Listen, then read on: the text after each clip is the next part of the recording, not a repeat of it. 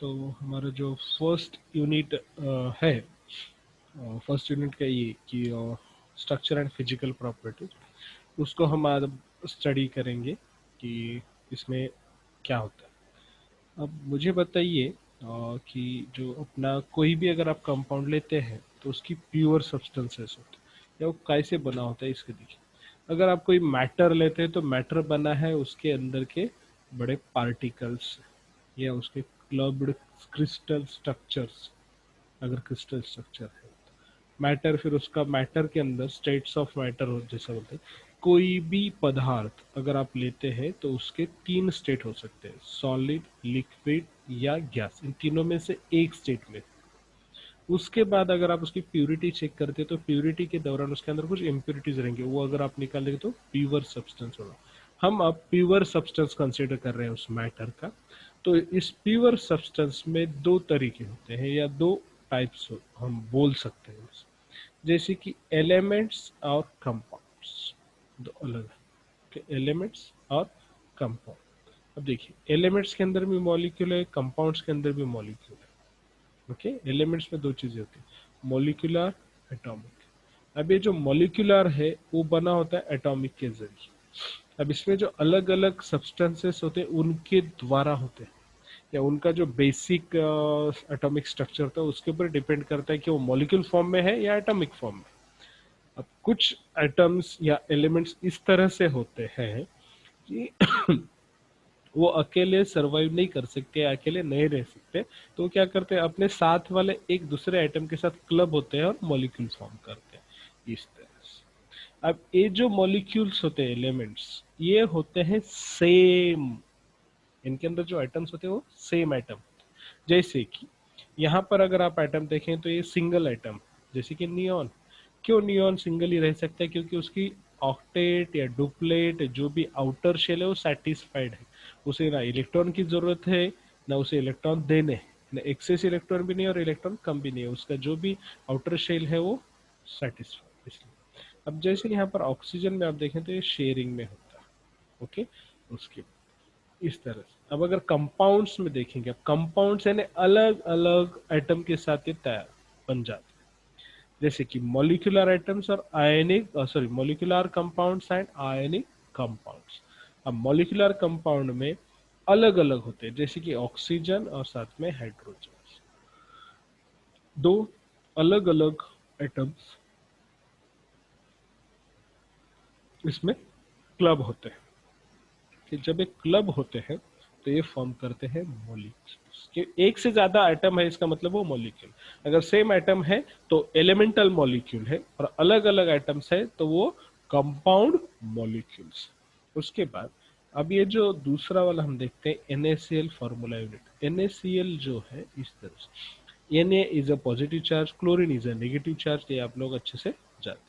जब ए एक साथ आते हैं तो इनका बॉन्डिंग स्ट्रांग होता है कि ट्रांसफर हो जाते हैं इलेक्ट्रॉन्स। आयनिक बॉन्ड है, ionic bond is more stronger, ये सब आपको पता है। तो ये जब फॉर्म करते हैं आयनिक बॉन्ड हाईली क्रिस्टलाइन या हाईली स्ट्रांग होते हैं और इनका स्ट्रक्चर फिक्स होता है। अब जैसे हम यहाँ पे सिंगल सिंगल देख रहे थे, इसमें कभी हम सिंगल निकाल कर देखते हैं Na इस तरह से, जिसमें आयनिक बॉन्ड्स है। अब ये कोवैलेंट या कोऑर्डिनेट बॉन्ड होता है। बॉन्ड्स तो तीन प्रकार के, आयनिक बॉन्ड, कोवैलेंट बॉन्ड और कोऑर्डिनेट बॉन्ड। कोवैलेंट बॉन्ड में वापिस दो है, सिग्मा और पाई बॉन्ड। ओके, इस तरीके से ये होता है। समझ में आ रहा है सभी के? एटॉमिक एलिमेंटल क्या है, elemental atomic model, elemental molecular model, compound molecular model, compound ionic model. इस कंपाउंड्स किसे कहते हैं? जिसमें डिफरेंट टाइप्स के एटम एक जगह आकर मॉलिक्यूल बनाते हैं।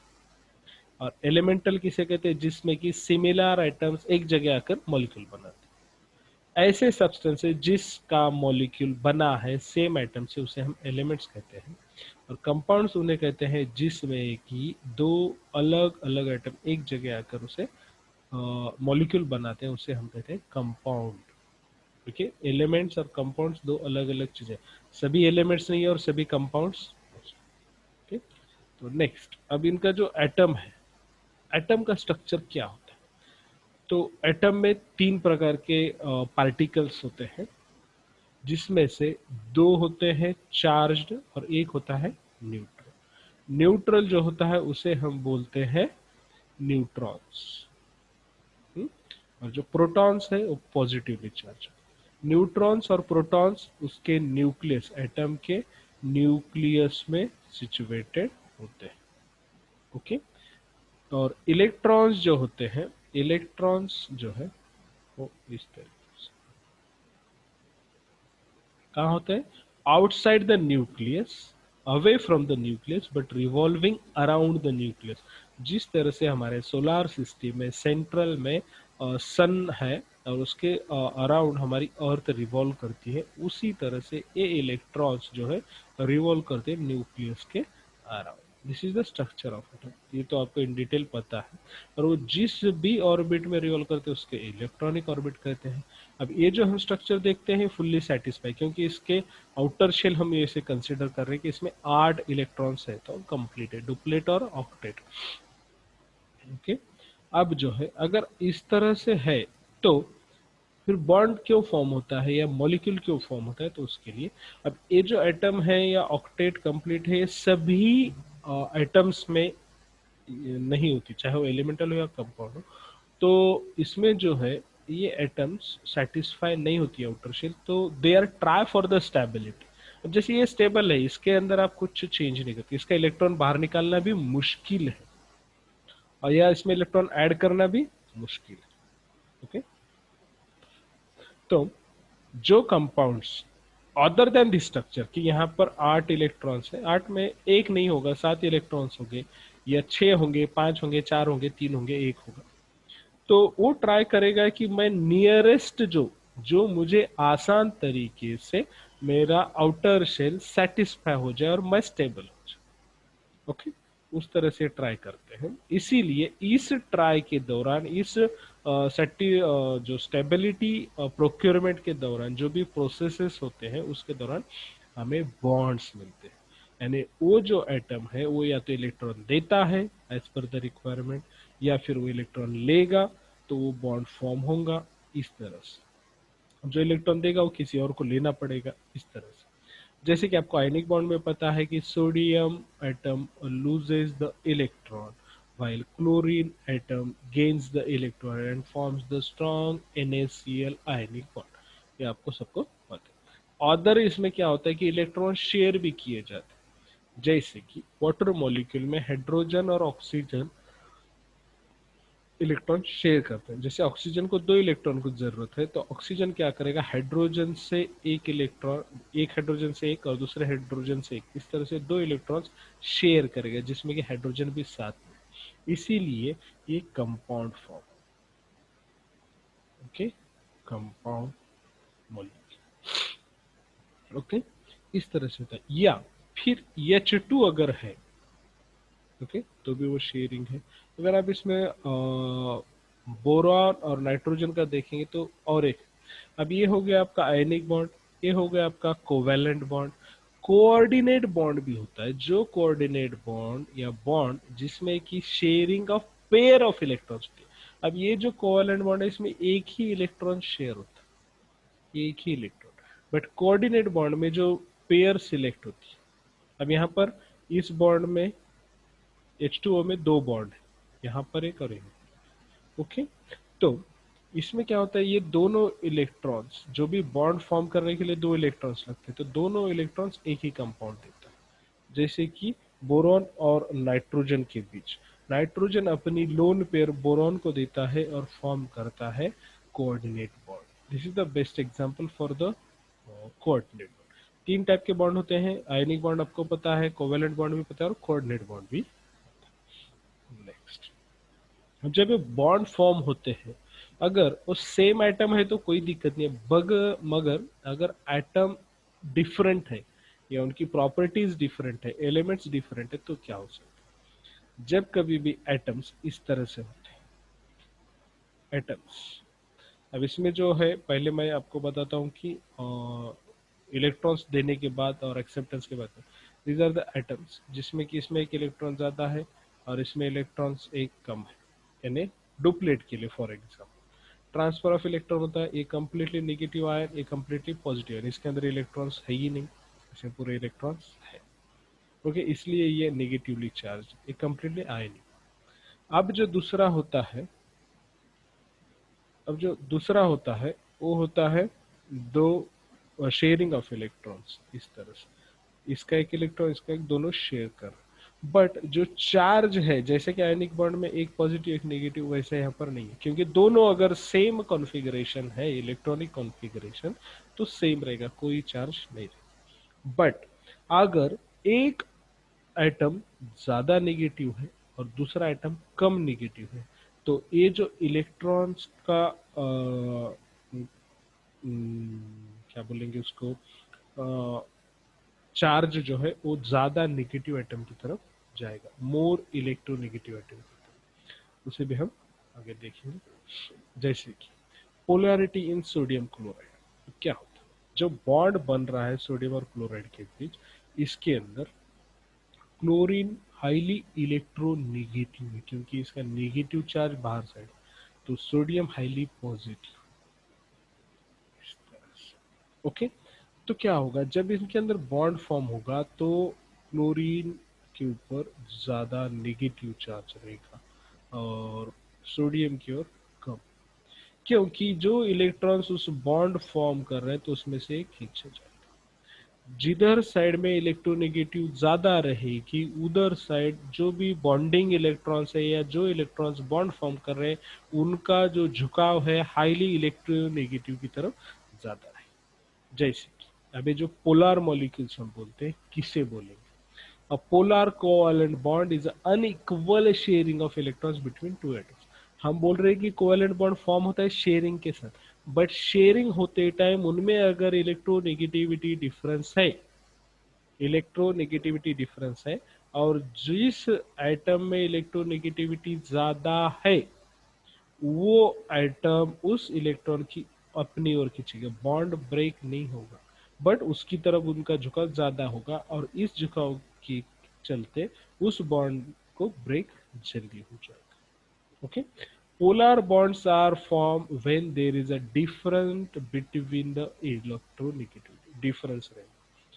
इलेक्ट्रॉन डेंसिटी, यानी जो बॉन्ड फॉर्म कर रहे हैं, अब फॉर एग्जांपल इसकी इधर का जो ग्रुप है उसकी इलेक्ट्रोनेगेटिविटी या इनकी ताकत ज्यादा है, अगर इसको एक्चुअल खींचना चाहे तो ये डेफिनेटली हार जाए, बट दे विल सर्वाइव, कब तक, जब तक कि ये छोड़ेंगे, और ये कब छोड़ेंगे, जब इनका पावर खत्म हो जाएगा, इन्हें दूसरा कुछ ऑप्शन मिल जाएगा, इस तरह से।